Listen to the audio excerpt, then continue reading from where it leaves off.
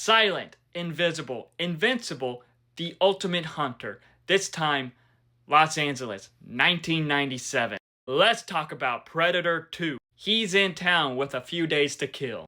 LA is in the middle of this gang war, and the streets are a war zone, and now there's this third party involved in the bloodshed. And it is not human, and its weaponry is definitely alien.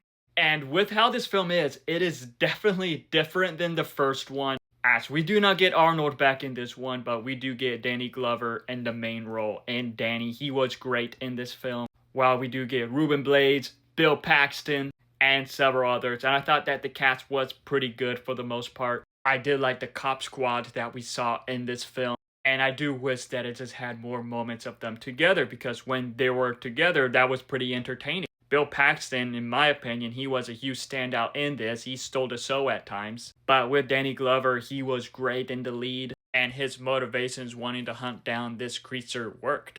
And with the Jalcha, the Predator alien now in Los Angeles, it is a very interesting concept. And it is interesting to see how the events of the first film led to this government group now wanting to capture one of them. And with this film, it does have some really cool action scenes. Some really cool Predator moments, expanding the lore and all that too. Expanding the Yautja's lore, teasing more of it, with its Easter eggs from the first Predator film and to Alien also. However, with this film, it just lacks what made the first film special. It lacks what made it iconic. There are parts in this film that could be over-dramatic at times, which could be goofy at times too. And there was some stuff that I do think could have been done better.